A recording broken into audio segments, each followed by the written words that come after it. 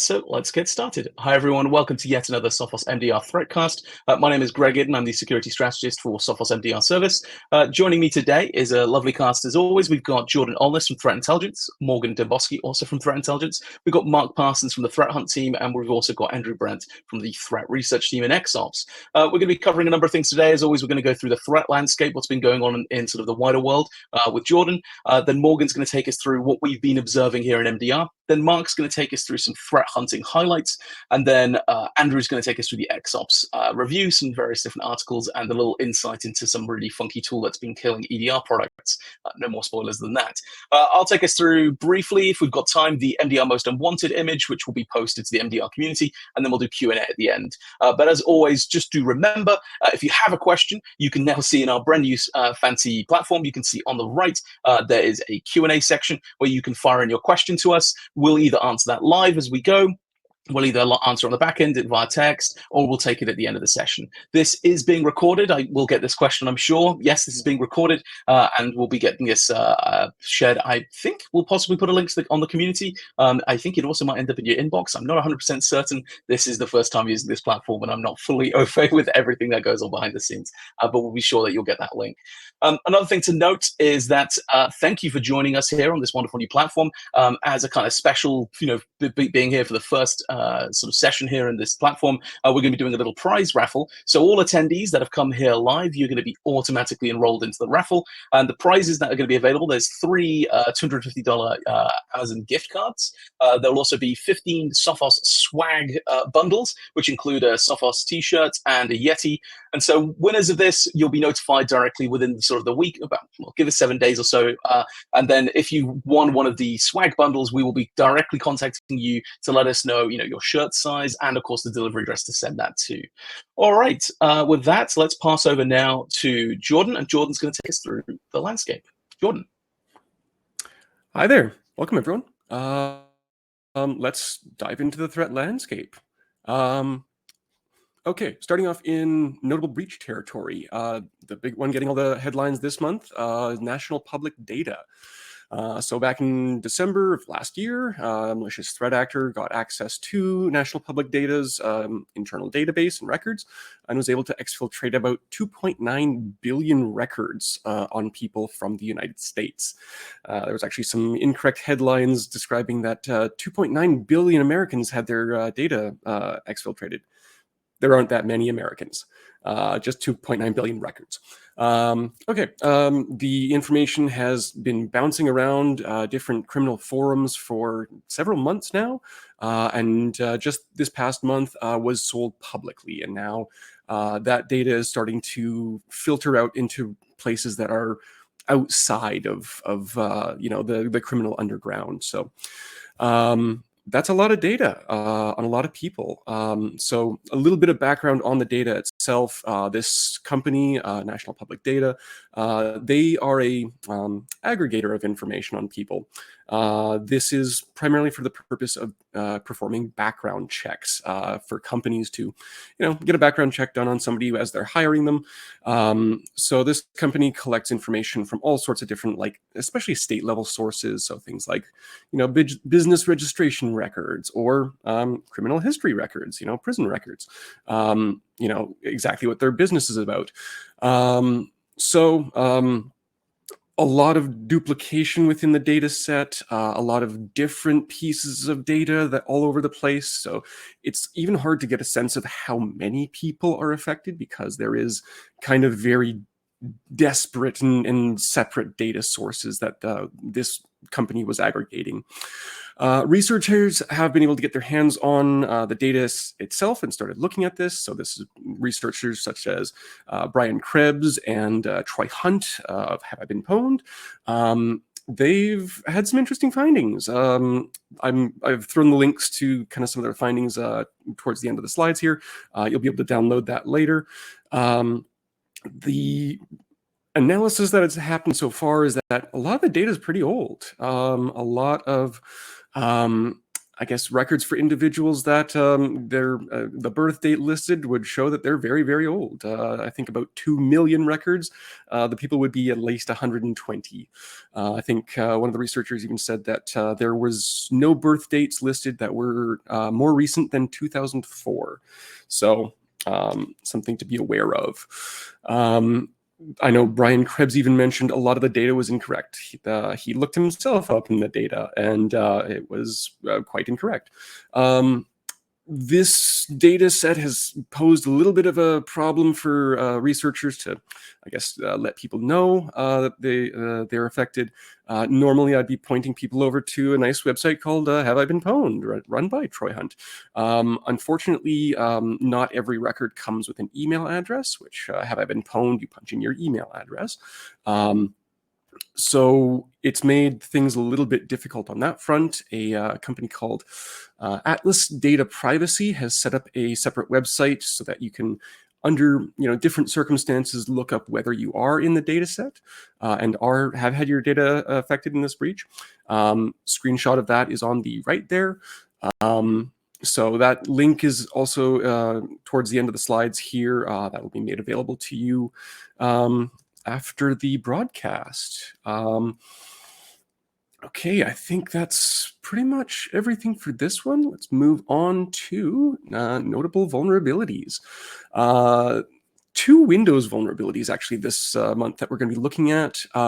First one, the one getting all the headlines, CVE 2024-38063. This is an integer underflow vulnerability in the IPv6 handler code, leading to, according to Microsoft, remote code execution. More on that later.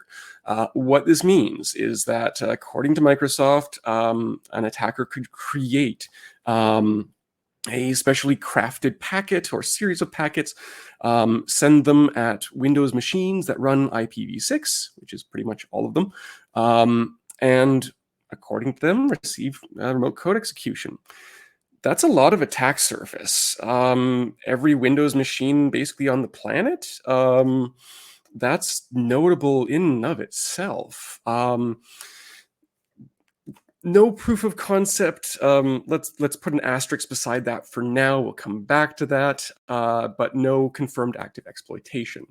Researchers immediately, this is a very concerning attack surface. Researchers immediately dug into this one and started figuring out how this vulnerability works, started reverse engineering, and concerns got raised almost immediately that this doesn't seem like the kind of vulnerability that can lead to remote code execution. Everybody that's done their own analysis has been saying this looks much more like a denial of service vulnerability.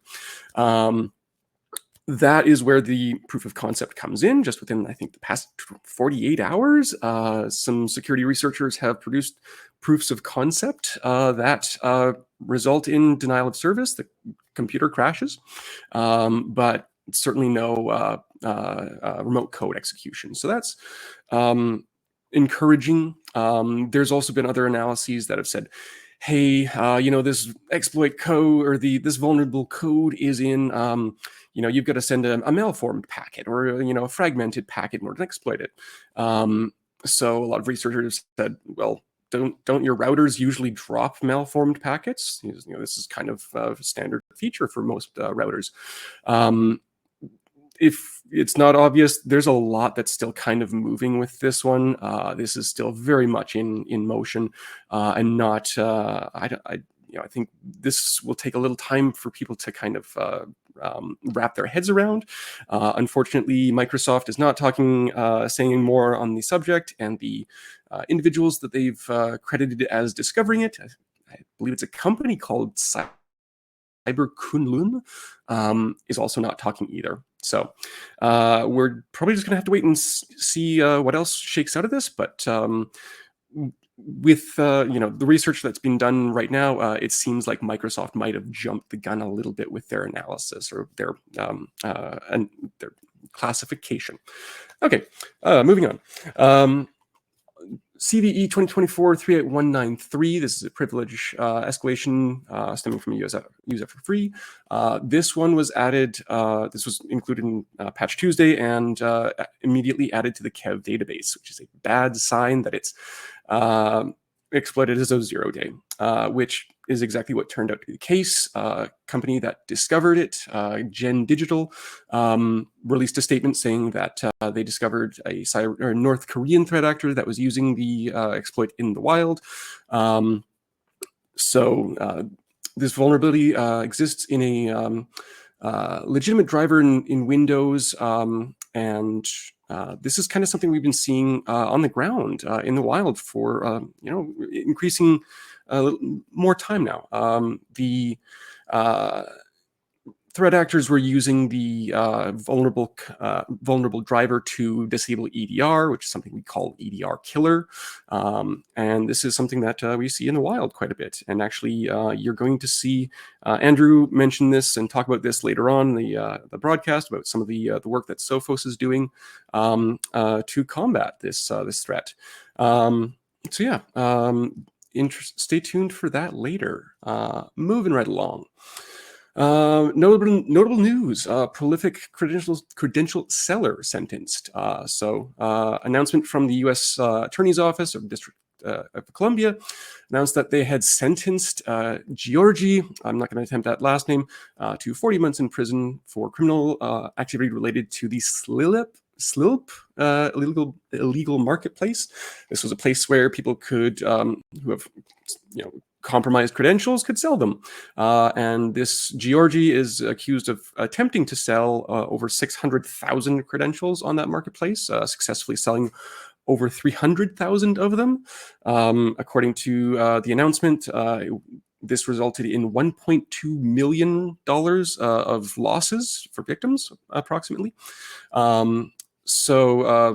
This marketplace was actually shut down in 2021, and this person was arrested and extradited later that year. I think the big takeaway for me on this one is that there had been this kind of mentality in cyber criminal spheres that the law enforcement people, they want to go after the ransomware people. That's really what they're more concerned with. So I'll just sell credentials instead. I'll just compromise the creds, sell them off, make a payday, and then move on. And I think that this sentencing proves that that's not the case. That law enforcement very much is interested in catching and prosecuting those individuals as well, because they play an important part of the cyber criminal economy.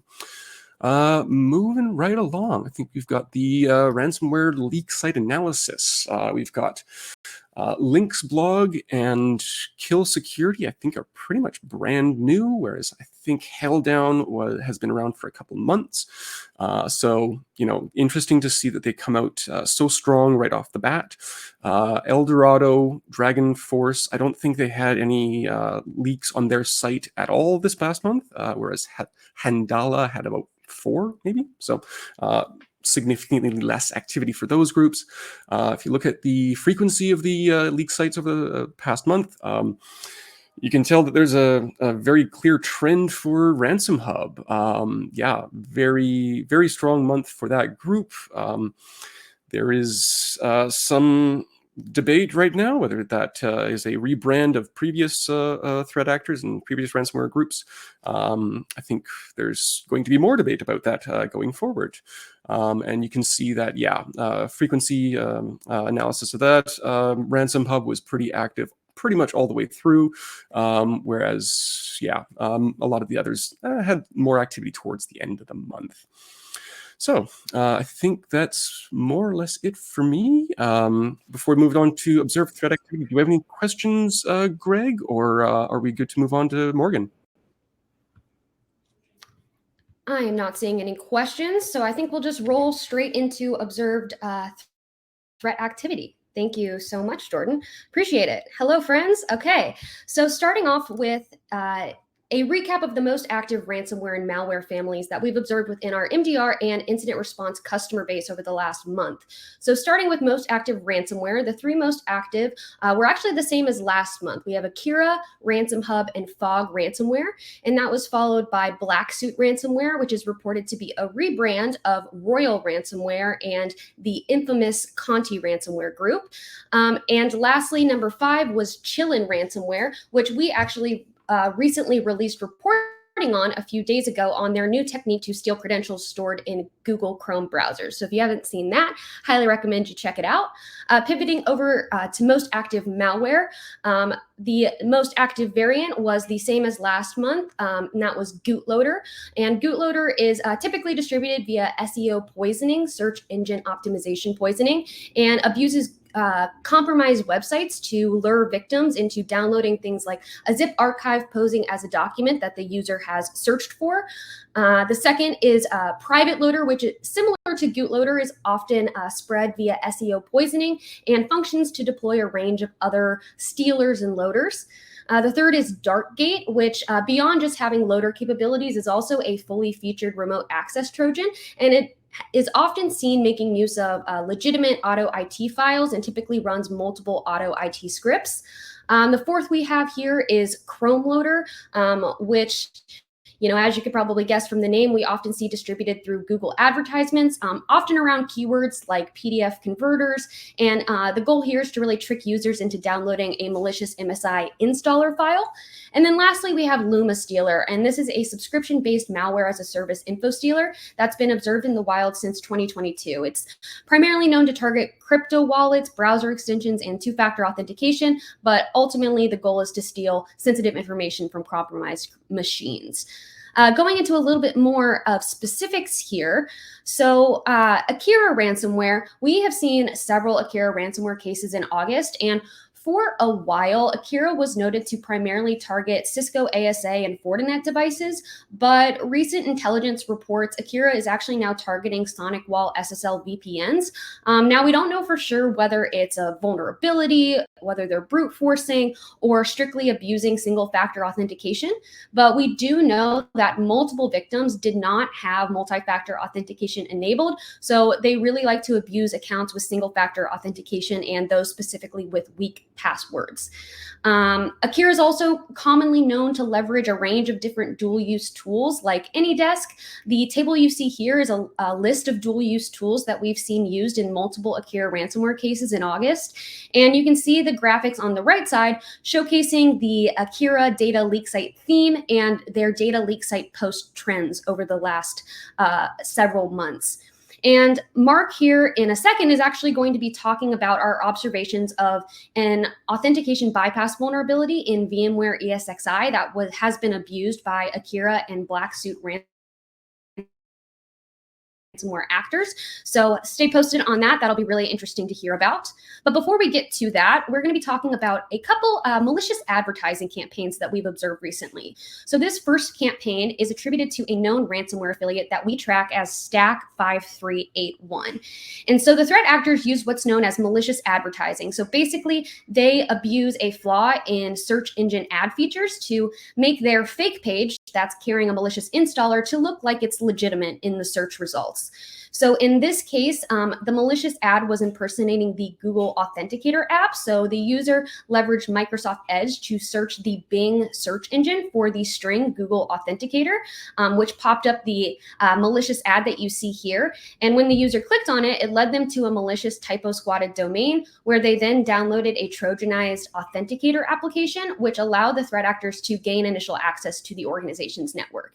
And though in this case, we observed Bing leveraged for the malicious advertisement, we also later uncovered Google ads being used during our proactive threat collection. So both Google and Bing are being abused in this campaign. But the Trojanized Authenticator application carried an initial malware that was pretty evasive and was actually undetected across all vendors on VirusTotal at the time of the campaign. And it was determined by our Sophos Labs team to be a malware called Warm Cookie, which sounds super fuzzy and nice, but is not. It's actually a backdoor capable of doing several different things like executing commands, reading and writing files, and taking screenshots.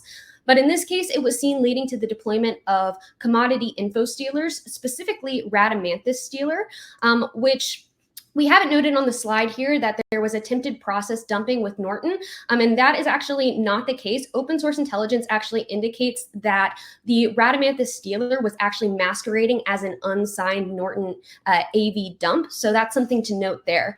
But we also saw the deployment of what we believe to be Darkgate malware. The sample that we observed was not on VirusTotal, but we observed it in the same file path as previous Darkgate samples, which leads us to believe that it is indeed that malware. In addition to that, we saw the threat actors perform internal discovery, use remote desktop protocol to move laterally, and deploy a common dual-use tool called OpenSSH to establish a reverse SSH tunnel to maintain RDP persistence. And the discovery activity from the threat actors was actually detected by MDR, leading to a quick response that prevented ultimately ransomware deployment.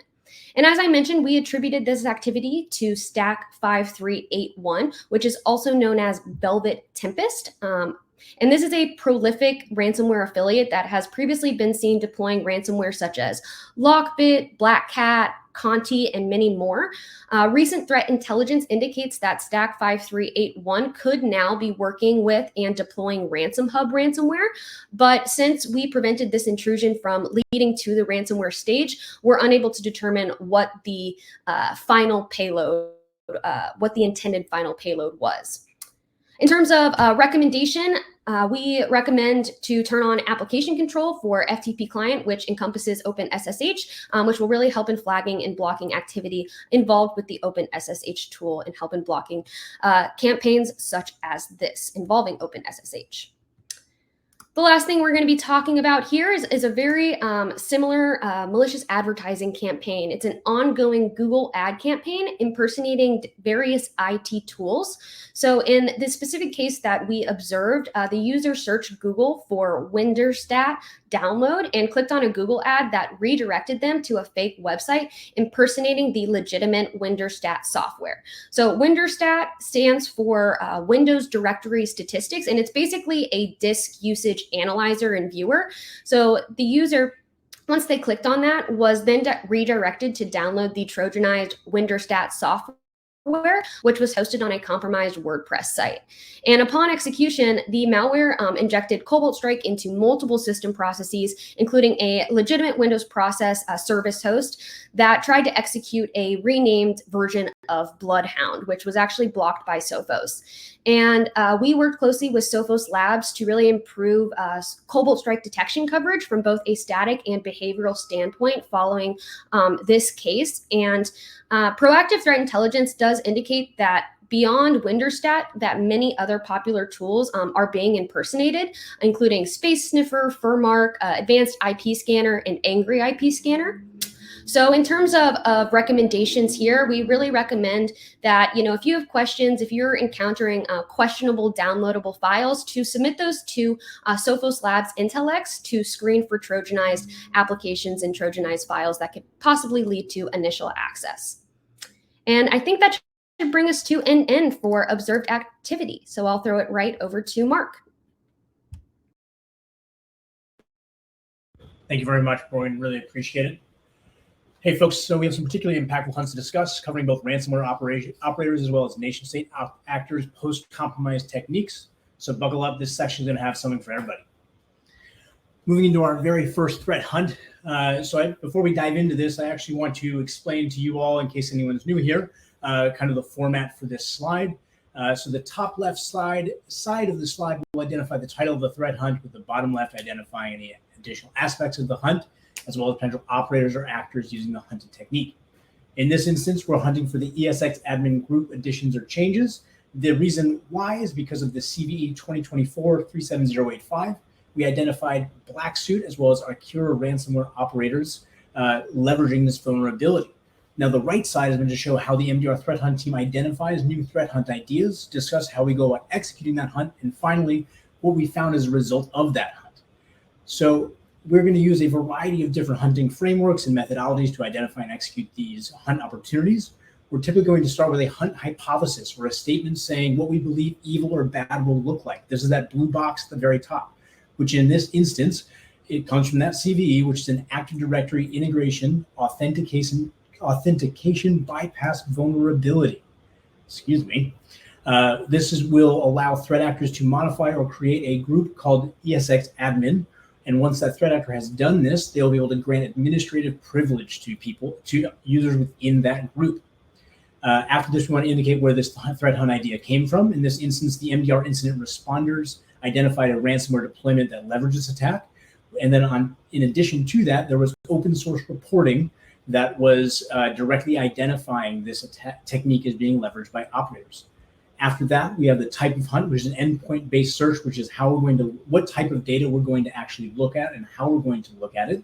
In this instance, we're going to look at the data coming from our endpoints. And finally, you as defenders, how do you control or protect yourselves against this attack? Please apply the patch. The patch came out in June. I absolutely recommend you do so.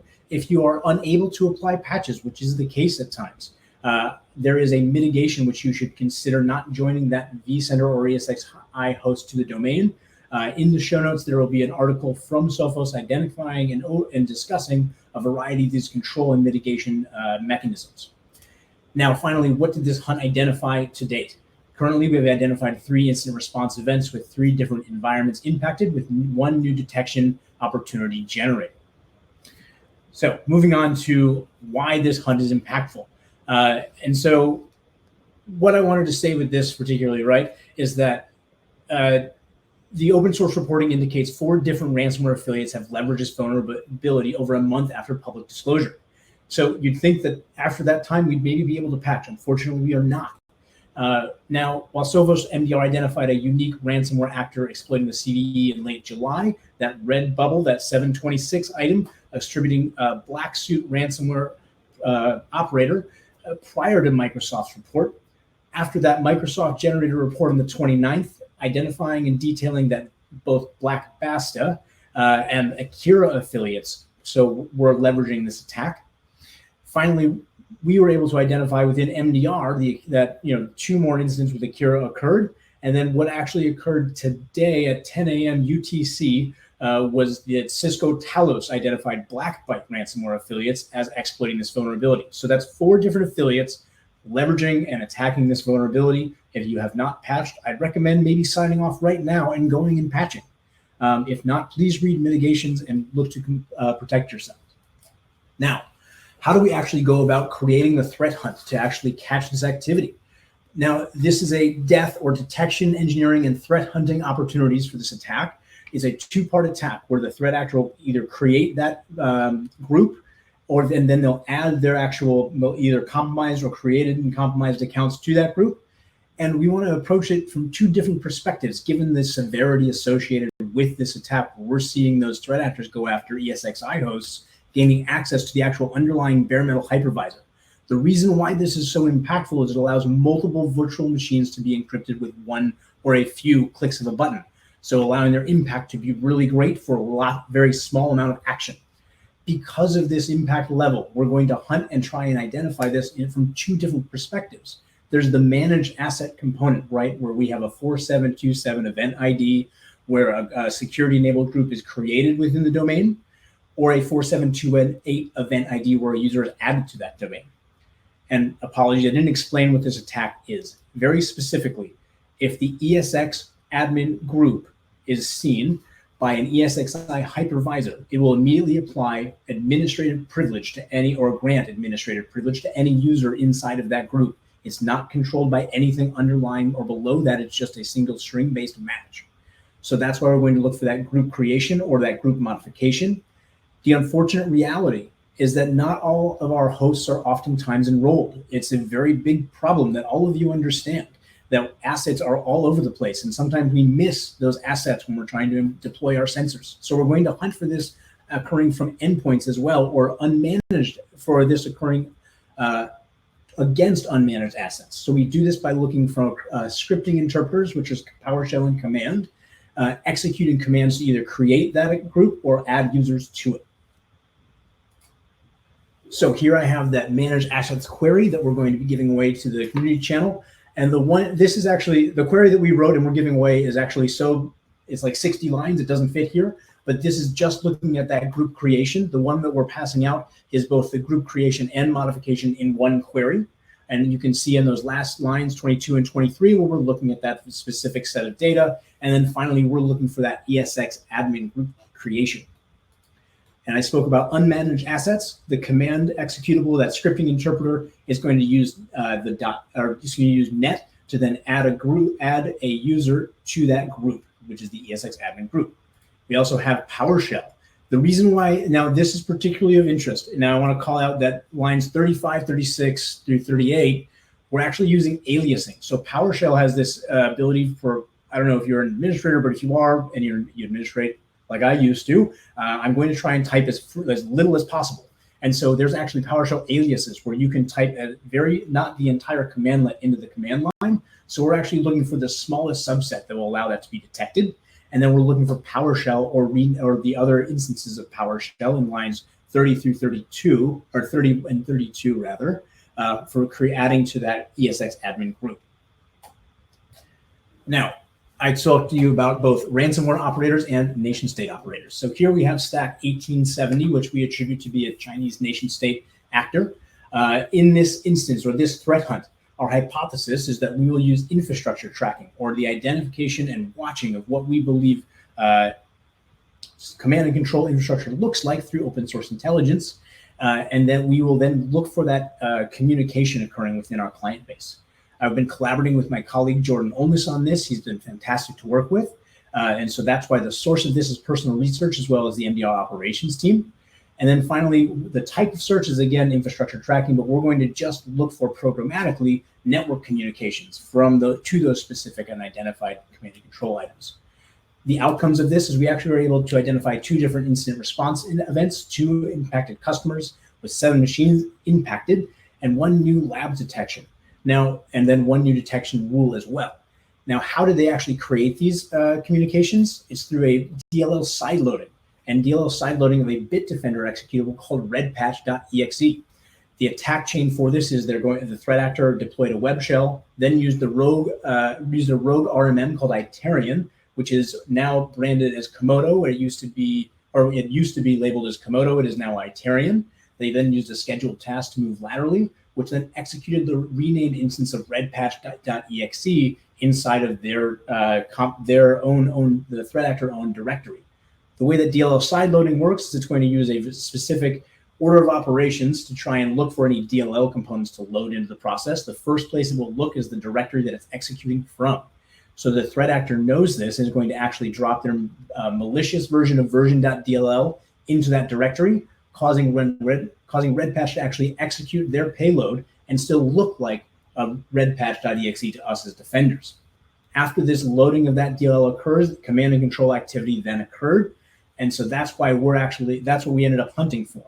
And then what is C corridor? We actually identified and found this. I think we got beaten by a week for this unnamed malware at the time, but we tracked this specific stack or security threat activity cluster 1870 as leveraging it. It's typically been deployed via DLL sideloading, and it leverages a variety of different executables, not just Bitdefender's redpatch.exe, but a whole host of what we've identified over the past year and a half. How do we find this? So I talked to you about DLL sideloading, which is an image load, right? Where that executable is going to say, I need this DLL, I'm going to load it into my process. But you might look at this and say, well, Mark, that says that's running process executions. A fun fact, if you're threat hunting, is that you can actually identify, in my opinion, a lot of the time, DLL sideloading through parent-child process relationships. Now, in this instance, we're going to specifically look for, as you can see on line 28, the original file name or the file's metadata, where it's saying it's redpatch.exe. Now, something that's intriguing is that, again, we're threat hunting here, so we're trying to observe and identify the human operators, right, actually running their executables. They're actually going to deviate from expected activity, and so we're going to use something called baselining, where we're going to say what normally executes redpatch.exe. Well, normally is executed from bredline.exe. And so we're not going to look at that. And what we were left with when we excluded that bredline.exe was only malicious threat activity. And so again, this hunt query will be available to you. I wish you all happy hunting and know that we are defending our customers actively with this. With that being said, I believe we're on to the next section, which I'll hand off to Greg right now. Thanks, Mark. Right, let me progress onwards. So, hey everyone. We've done this in the past, and I've had even people poke and say we haven't always brought this in every single month based on time. But yeah, we've got this thing we call Sophos MDR Most Unwanted. It is a shareable image that we upload to the Sophos MDR community page, and we usually do it within about 24 hours after this broadcast. So this month, I've kind of taken a couple of little topics that we can look at. And the idea of this is that it's not really just for you as like an IT or security professional. It's for you to share with your sort of layman members of staff that perhaps aren't so skilled in terms of security or as aware in of IT concepts and so on. And it's kind of just like a nice thing you can share out and hopefully improve the security posture of your individuals. So the two things I wanted to cover this month were fake and phishing websites. I won't read this completely because I want to save time for Andrew to be able to talk because I'm intrigued very much so on his section. So the core advice here really is to tell users about, hey, there's these dodgy websites out there that are spoofing, legitimate websites. Pay attention to the URL bar, and because that's often it'll be not the official website. Don't assume the link you click in the search engine is going to take you to a safe website, and don't click on links from people you don't know. And then I also did another little thing which I wanted to bring in a couple of months ago but didn't have time, so I thought I'd stick it in this month, which is about fake browser extensions. There's browser extensions kind of extend the functionality of your web browser. There's a lot of these that are pretty suspicious, and plenty that have turned out to be thoroughly malicious. So this is kind of just inviting people to be a bit more skeptical when it comes to installing browser extensions. The less you install, the better. If you are going to install them, ensure it's from the official store and it's not from some kind of third-party website. And read the reviews for any kind of extension as well. You often find if there are any problems, people go in there complaining, saying, "Oh, this is dodgy or malware in it," before it's actually kicked off the stores. And to look and see how many other users are using the extension, and whether there's other extensions with a similar name. Maybe they're doing typo squatting. But yeah, that's enough of that. So I'm going to now pass over to Andrew. Andrew, if you want to come on stage, then you can take us through all the wonderful things going on in the XOps world. Cool. Thank you so much, Greg. Yeah, let's talk about what XOps has been doing. We've been pretty busy. It was Black Hat and DEF CON month, and despite that, we managed to bang out 6 stories so far in August. One of the more interesting ones is the first one that's shown here, which was done by my colleague Matt Wixie. Matt has some very intriguing insider information. He is a little bit of a he does a little bit of spying on some of the bad guys in their native habitats.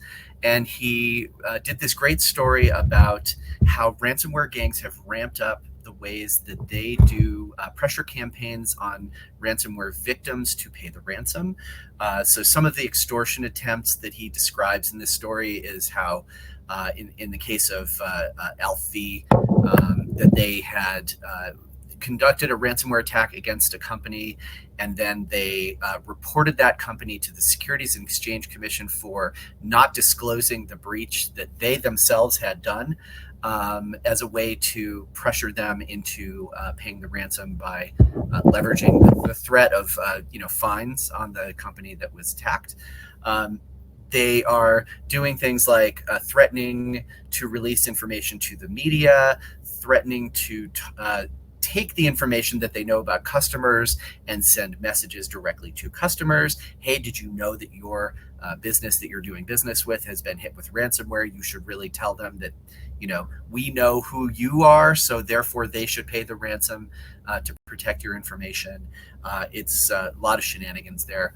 In addition to that, we have a really great story about how to do how to work on ESXi. This is the VMware hypervisor platform that's used in a lot of enterprise environments. And this is a great story about what you need to do if you run ESXi servers to harden them, lock them down, install patches, turn off the ability to automatically have them connect to your Active Directory. You definitely do not want that to happen, as we discovered just a couple of weeks ago. Even creating an Active Directory account for the ESXi server will automatically add it as a administrator to your Active Directory, and then a threat actor who gets on there can then do bad stuff on your rest of your network. We also did a couple of stories about EDR killers. I'm going to skip over Patch Tuesday and just talk about these other things that we've got in here. And we did a story about a ransomware that during the course of the attack, the ransomware threat actors pushed down a PowerShell script that extracted saved credentials out of Chrome browsers on the network that they were infecting, and then exfiltrated those credentials to themselves. So once again, another sort of point being that Chrome, which has about 66% of the browser market, it is good that there is a little bit of variability in the browser market. Those 34% did not have their passwords stolen. So sometimes it's good that there is not a monoculture in software. And then I was going to say, we've done a couple of stories on EDR killing software. So these are tools that ransomware threat actors use when they're laying the groundwork, they're inside your network, and they're in the middle of doing the attack. They want to unhook Sophos Endpoint or some other EDR tool that will that might alert or stop their attack from taking place. And so we've done two of these stories. One is about one called EDR Kill Shifter, and the other one is this. So here's EDR Kill Shifter.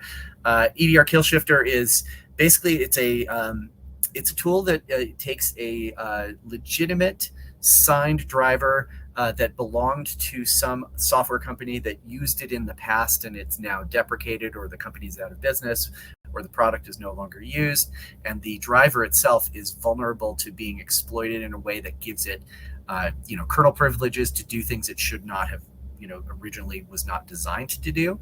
EDR Kill Shifter embeds multiple of these drivers within itself, so it is a very complicated install process, but the malware attackers will run this program, and they can tell EDR Kill Shifter which driver they want to use to try to unhook the EDR or endpoint protection software on the product.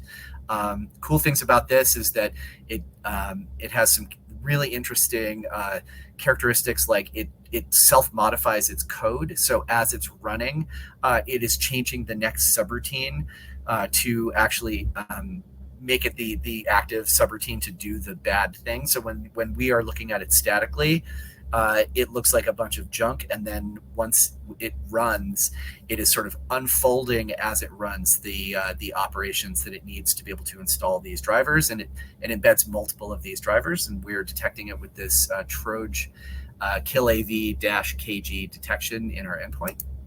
And then the other one that we wanted to mention is this one called Burnt Cigar. Now, regular listeners to the podcast, the webcast, will remember that the Burnt Cigar EDR killer was the one that was the threat actors had been using drivers again to unhook EDR products, and that they were getting them signed with Microsoft's Windows Hardware Quality Labs key, which is essentially the holy grail of permission levels for a bad EDR driver.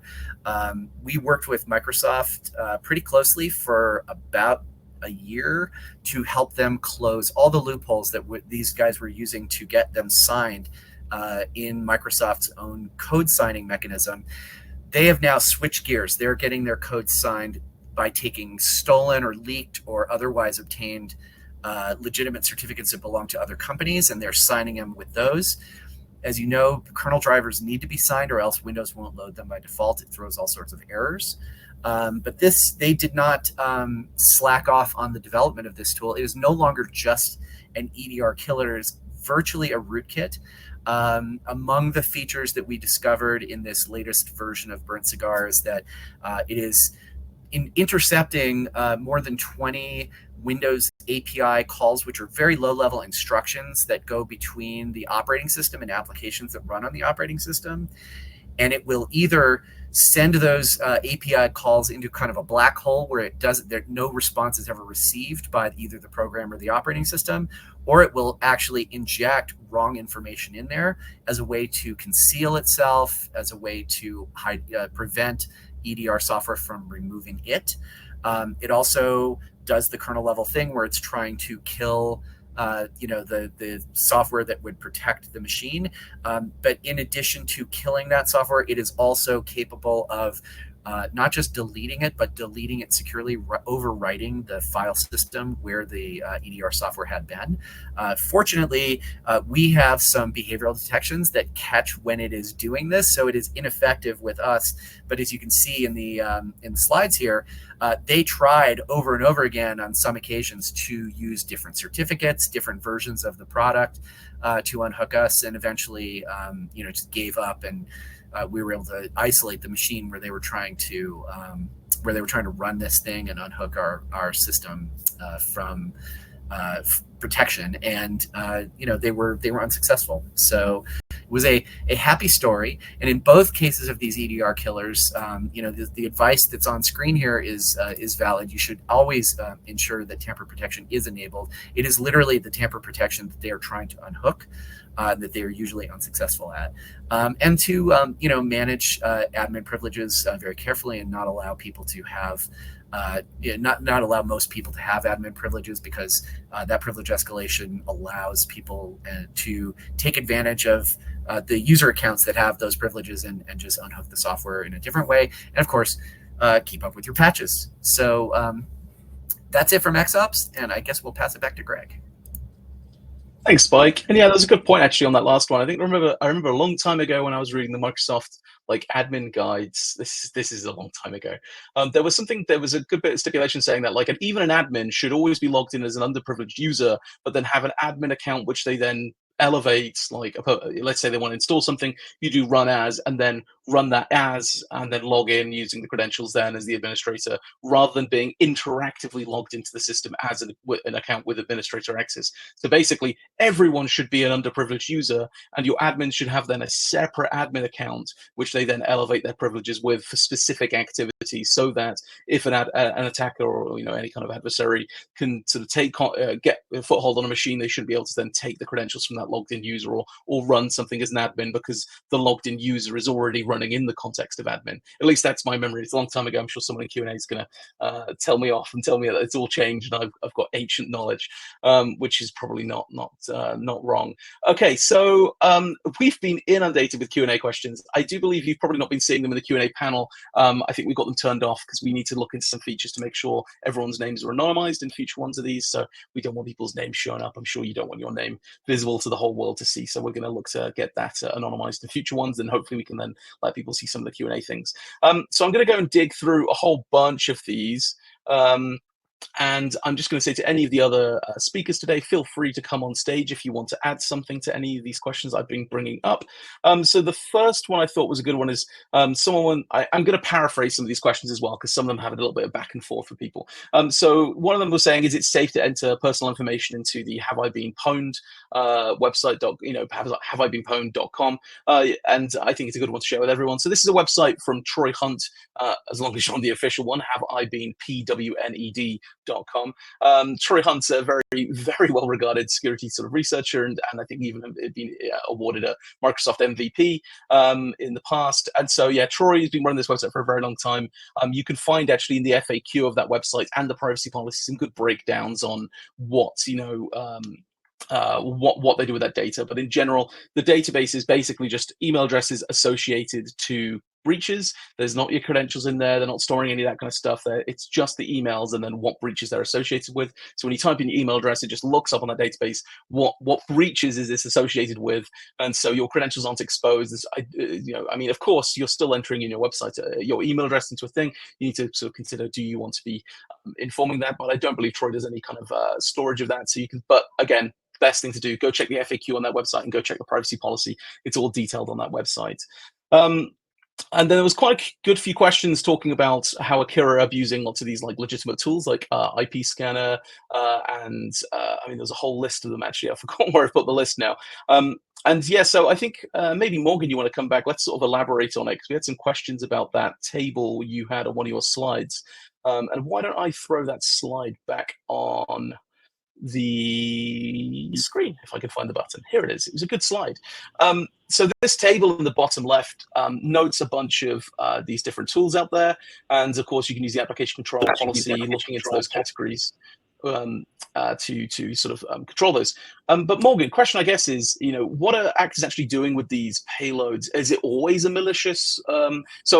Is it advanced IP scanner plus malware? Is it just purely malware? What kind of things could people expect when they try and download one of these kind of compromised versions of these tools? Yeah, great question. And anybody, on my team who might have input, feel free to come in.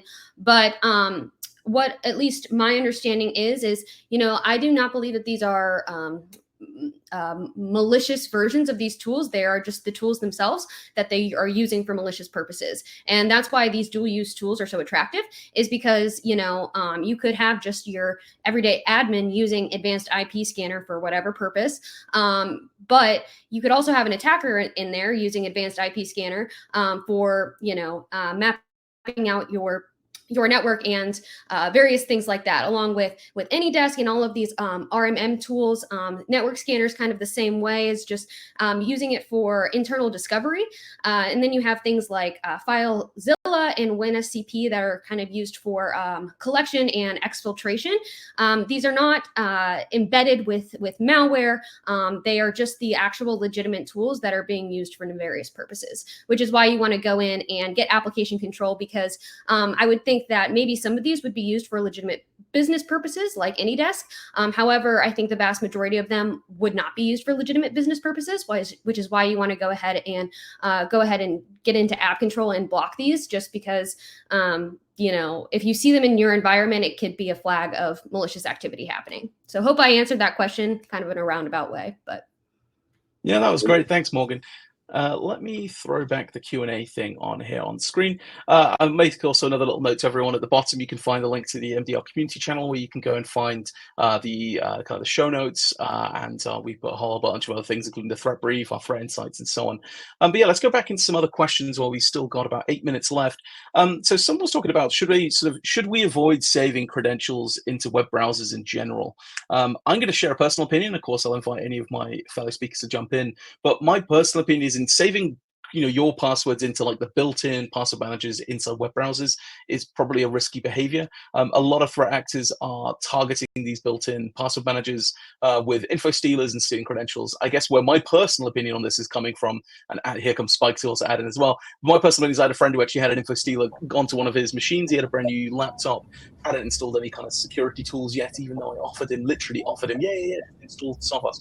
Let me know your email address, I'll send it to you. And the info stealer did both steal the passwords from his browser, but also logged in session tokens that were stored in the browser. So yeah, in general, the moment, and I'm sure Spike can add in his color in a second, is to not save passwords in the browser, and also to log out of websites when you're done, and rather than staying logged in. But yeah, Spike, please add some color. Yeah, no, I just wanted to concur with all of what you said. And you actually brought up all the points that I wanted to make, that like saving the password in the browser can be extremely convenient, but it is increasingly important, especially in an enterprise or in a business environment, not to save passwords in the browser, just because it is so easy for threat actors, and they so routinely take those passwords and abuse them for very malicious purposes in some cases. So yeah, do not save the passwords in the browser. You can usually go into the password manager that's within the browser and just delete everything that's in there. And I would urge you to do that. Use a password manager instead. And like Greg said, sometimes it's not just the passwords. They will also extract and reuse session cookies that are sort of a substitute for credentials that allow people, say if you use Facebook, if you have someone's Facebook cookie, you could basically just browse to Facebook with the cookie embedded and be logged in as that user. So periodically clear your cookies, log out of stuff, and use password manager. And keep them updated. We have seen folks where threat actors will actually go in and find different or specific offline key password storage mechanisms, and they'll capture the database, and then if it's from a not current version as well. So just wanted to add that in for the hygiene. And I know it's probably like de rigueur by now, but we should also recommend that everyone use multi-factor authentication at every opportunity. So if you have any account that allows you to use MFA, especially TOTP MFA, that's the MFA app that you can download, whether it's Google Authenticator or one of the other Authenticator apps. You should be using those rather than SMS authentication, because of course we've seen a lot of cryptocurrency fans having their SIM cards swapped, and then they lose their entire fortune of whatever cryptocurrency they have. So use those MFA apps rather than your phone, but definitely use MFA. Yeah, we've been getting quite a few questions actually in this regard, and so people sort of saying like 2FA on accounts, and I think it's good to probably underline that there's two vectors here. One is passwords being stolen from the browser, so that is your username and password that's stored in a credential manager in the browser, and then the actor going to the website, typing in that username and password, and then pops up an MFA or thing saying please enter the MFA. So that's kind of the typical power of MFA if they've stolen your credentials. But there is this other vector we just mentioned, which is I think I probably said it too quickly, but I talked about sort of session tokens being stolen.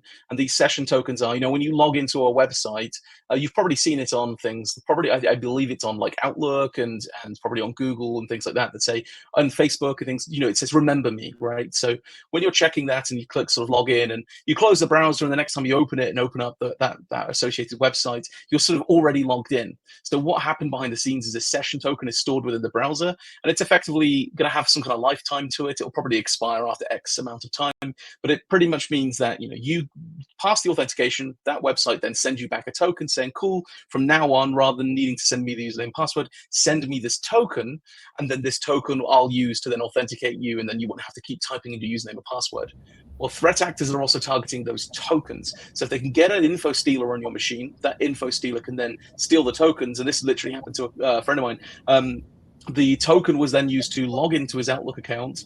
Well, not really log in, just literally they pass the token to the browser, to their browser, and they were able to just immediately hop into that account, bypassing MFA, bypassing everything. And they then went ahead and actually changed his security details, changed his passwords, and basically took his entire Outlook account. He's lost all of his data and everything. And it's quite problematic. So yeah, it's important in my opinion as well. And I think Andrew and Saun has also agreed with this. Go and log out of websites. Don't stay logged in. Storing these session tokens long term just exposes you to risk. Of course, if you've got good endpoint products, hopefully the risk is mitigated, but there's still always that risk. Right, let's try and see what other kind of yeah, Spike. Oh, I'm sorry. I just wanted to also interject these. I saw a question asking about a password manager that is a browser extension. So this person was referring to a specific company's product where the password manager is a browser extension. So that is not the same as saving it in the browser's own password store. Those password managers that use an extension to manage the passwords are much safer than just saving it in the browser itself. Just want to make that clear. Yeah, perfect. Thanks, Spike. All right, let's kind of dig in through. There's still a ton of questions. We've got about 2 minutes left, so I'm going to pluck out probably one more. And it's one that I didn't get around to. It was posted about a quarter of an hour ago, and I want to kind of tackle it, just saying how we're using AI for threat protection. And Spike, you probably got some good input on this as well. But AI, probably, especially now, LLMs and everything are all the buzz at the moment. AI is a very general term for basically machine learning or some kind of model approach to do something. And so when we talk about AI, we're using it probably in the general sense, so that because we use multiple different approaches to how we use AI, right? So for instance, behind the scenes we use things like LLMs to help us do like first passes over PowerShell scripts and things like that to help us sort of deobfuscate and understand what they're doing. But we've also got like ML models that run on, I say ML, that means machine learning. I'm using it interchangeably with AI. AI is kind of the more general person-friendly term than something like ML. But yeah, we use like a model on the endpoint that can do things like analyze a binary and look at various different aspects of that binary and compare it to its kind of knowledge on a huge corpus of example files that it's seen before. And so AI is kind of used across the board in all sorts of different ways. I wouldn't say we use AI and that means we use an LLM and it's just this one thing. It's a huge field of scientific research. and a huge field in general. And so we're using all sorts of different approaches across the whole spectrum, and that's kind of why we use AI. But we're using it in many different ways. I think we've just hit time now, so I'm just going to say thank you so much for joining us on our sort of first foray into this new platform. Before I leave you, I just want to quickly point out that we've got the threat brief that we post weekly on the MDR community channel. Make sure you hop over to the community channel, go to announcements. There's a little button to turn on notifications so you can get subscribed to those. This is all the links that we had today. Don't worry about it. I don't expect you to make a panic screenshot right now. You can check this in the recording, or you can go onto the community channel in the next 24 hours or so, and we will share these kind of show notes. And I guess I just want to give you sort of a final word, as always. I mean, I thank you so much for taking the time to care about cybersecurity, to care about what's going on in the industry. Knowledge and sharing this kind of knowledge and understanding what actors are up to is a very powerful shield against adversaries out there. So please just stay vigilant, remain incredibly suspicious.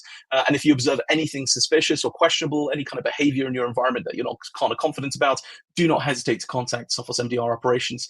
Thank you for joining, and hopefully we'll see you next month. All right, you take care.